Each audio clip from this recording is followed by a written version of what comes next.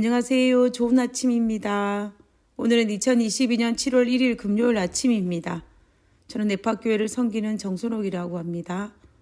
새 달이 시작하는 7월 1일 그리고 2022년도 중반기를 접어드는 7월 달이 되었습니다. 새로운 과거와 새로운 계획과 새로운 마음으로 남은 2022년도 반을 맞이하시기 바랍니다. 기도드리고 오늘 교과 내용을 살펴보도록 하겠습니다. 기도하겠습니다. 하늘에 계신 저희들의 아버지, 시편 23편을 찬양한 다윗의 신앙을 묵상합니다. 그리스도의 사랑으로, 그리스도에 대한 믿음으로, 신뢰로 충만하였던 그 다윗의 삶을 사모합니다. 아버지여, 우리도 다윗과 같은 그런 충만한 신앙을 가질 수 있도록 주여 도와주시옵소서. 그래서 시편 23편의 그 찬양을 우리도 할 수 있도록 주여 도와주시옵소서. 오늘 이 시간 우리와 함께하여 주옵기를 간구하며 거룩하신 예수님의 이름으로 기도드렸습니다. 아멘. 감사합니다. 우리는 이번 주에 시편 23편을 묵상하였습니다. 오늘은 그 마지막 날입니다. 우리는 한 주일 동안 시편 23편을 통하여서 하나님 사랑에 충만한 다윗의 모습을, 다윗의 신앙을 엿볼 수가 있었습니다. 우리도 다윗처럼 충만한 신앙을 소유한다면 얼마나 행복할까요? 충만해지기 위해서는 두 가지 조건이 있어야 합니다. 첫 번째는 채우기 위해 반드시 비워져야 한다는 것이고, 두 번째는 계속 충만을 유지하기 위해서 다른 것이 들어오지 말아야 한다는 것입니다. 첫 번째 충만은 쉽게 대가 없이 채워지는 것은 아닙니다. 비워져야만 가능한 일입니다. 비우는 것이 쉬운 일인 것 같지만 결코 쉬운 일은 아닙니다. 저는 농부의 딸로 태어나서 부모님이 농사를 짓는 모습을 보면서 살았습니다. 어릴 때는 농사를 짓는 것이 정말 싫었지만 어느덧 제가 어릴 때 바라본 어머니의 모습만큼 나이가 들고 보니 저도 모르게 식물을 키우면서 제가 힐링을 받는 것을 알 수가 있었습니다. 그런데 이번에 갑자기 한국에 다녀오게 되어 뒷뜰에 심어두었던 각종 야채에 물이라도 주어서 죽이지만 말게 해달라고 신랑에게 부탁을 하고 다녀왔습니다. 그래서 정말 거의 3주일 만에 집에 와보니 정말 죽지는 않았지만 야채밭은 풀밭이었고 순을 쳐주어야 하는데 순을 쳐주지 않아서 잎은 무성한데 열매가 달리지 않았습니다.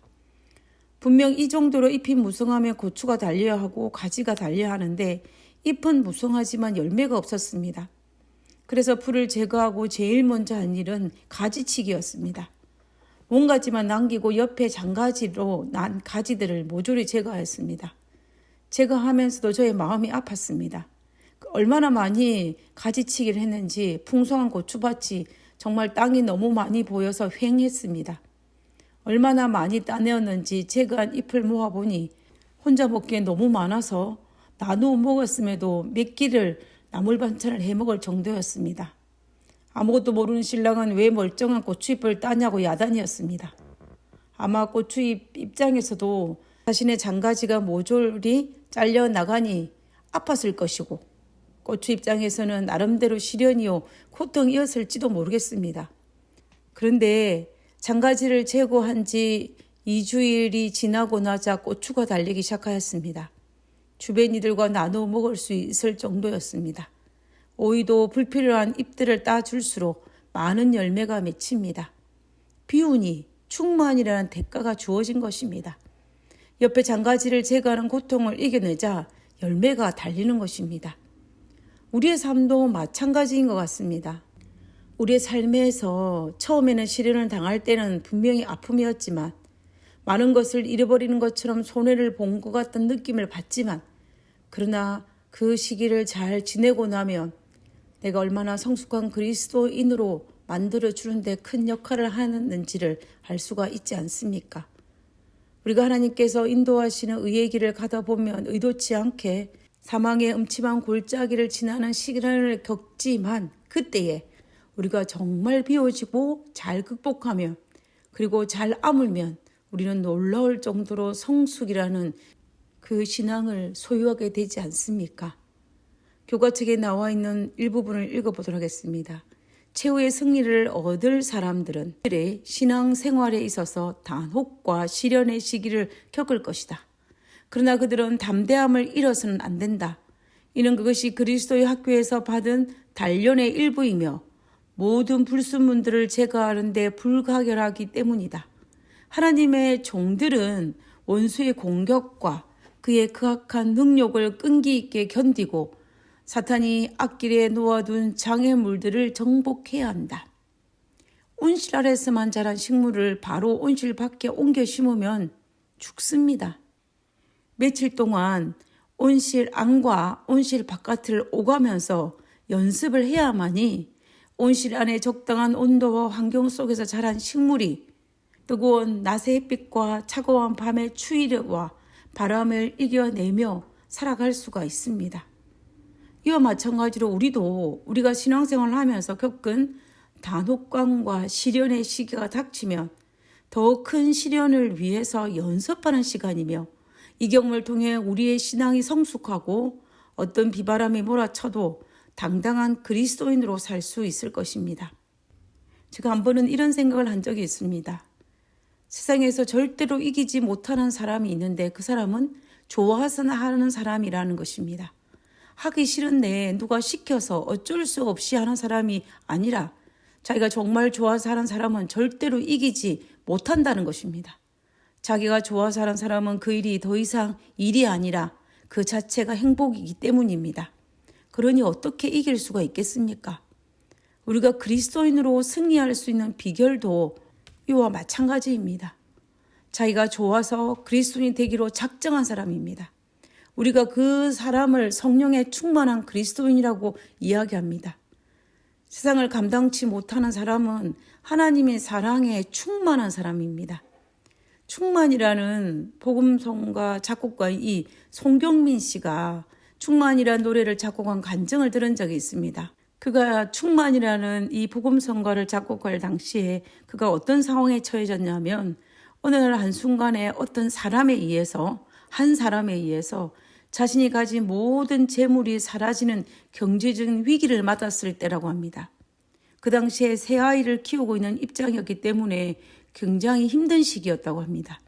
그런데 예수님으로 충만하니 자신의 재물을 사라지게 한 그 사람이 더 이상 밉지 않았다고 고백하면서 예수님으로 충만하니 모든 것이 달라졌다라고 그가 고백하였습니다. 그리고 앞으로 일어날 일에 대해서 두려운 것이 아니라 오히려 하나님께서 일하실 것을 기대하게 되었습니다. 라고 고백하였습니다. 우리가 어떤 일이 닥치더라도 예수님으로 충만하면 모든 일은 해결할 수 있습니다. 라고 간증하였습니다. 그 충만이라는 가사를 보면은 예수님으로 충만할 때 세상이 두렵지 않고 예수님으로 충만할 때에 세상이 부럽지 않고 예수님으로 충만할 때에 나의 약함이 약점이 아니라 자랑거리요 라고 하면서 그 충만의 노래를 작곡하였습니다. 하박국 2장 14절에 이는 물이 바다를 덮음같이 여호와의 영광을 인정하는 것이 세상에 가득함이라.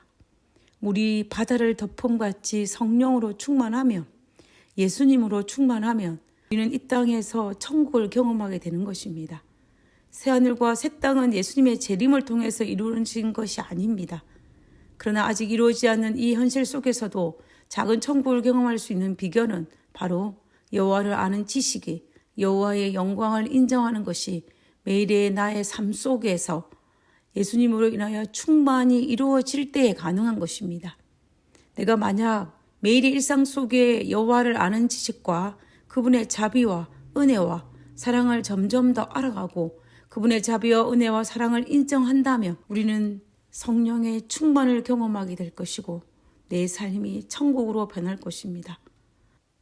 그래서 구약의 하박국 선지자도 기뻐하며 즐거워하며 찬양하였던 것입니다. 하박국 3장 17절에 비록 무화과 나무가 무성치 못하며 포도나무에 열매가 없으며 감람나무에 소출이 없으며 밭에 먹을 것이 없으며 우리의 양이 없으며 외양간에 소가 없을지라도 나는 여호와로 말미암아 즐거워하며 나의 구원의 하나님으로 말미암아 기뻐하리로다. 하박국 선지자의 상황은 변한 것이 하나도 없었습니다. 오직 여호와로 말미암아 즐거워하고 그의 구원으로 말미암아 기뻐하겠다라고 그가 찬양하는 것입니다.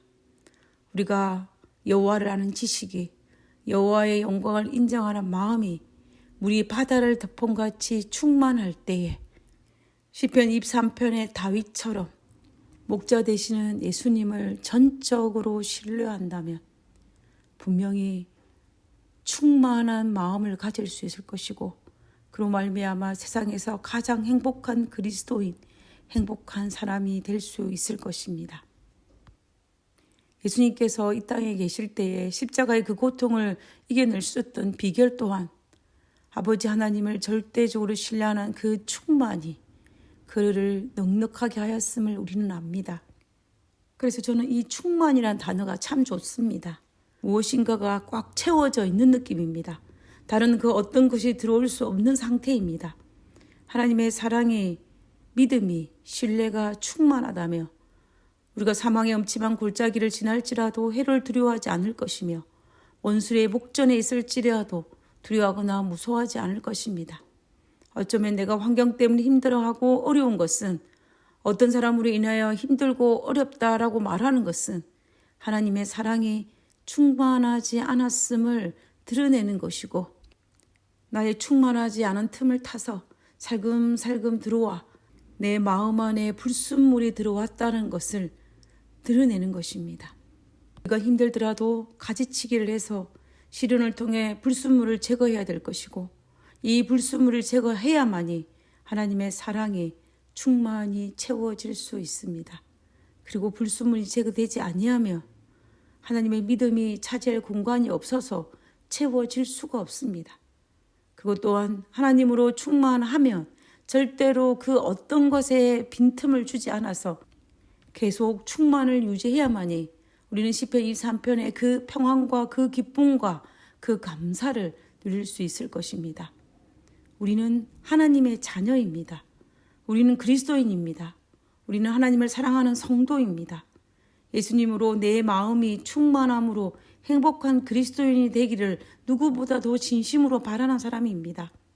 그러므로 우리는 매일의 삶 속에서 여호와를 아는 지식이 자라가고 매일의 삶 속에서 역사하시는 하나님의 자비와 은혜와 사랑을 인정하는 삶을 살아가면서 예수님이 내 마음에 가득 충만한 경험을 해야 할 것입니다.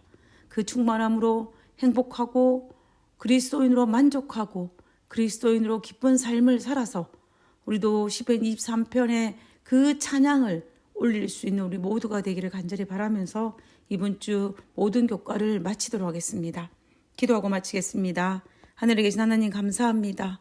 하나님, 우리도 충만한 그러한 그리스도인의 삶을 살고 싶습니다. 내 안에 더러운 것들이 있으면 아버지여 제거하여 주시고, 그리고 하나님의 사랑의 자리에 다른 어떤 것으로 채워지지 않도록 아버지여 우리가 빈틈을 주지 않도록 도와주시옵소서. 아버지여, 우리는 연약하고 정말 보잘것없는 연약함을 주께서 아시오니 우리를 불쌍히 여기사 하나님이 내 안에 들어오셔서 내 안에 온전히 충만한 그러한 그리스도인의 삶을 살 수 있도록 도와주시옵소서. 우리와 함께 하심을 감사드리오며 거룩하신 예수님의 이름으로 기도드립니다. 아멘. 감사합니다. 승리하는 한 주일 되시기 바랍니다. 감사합니다.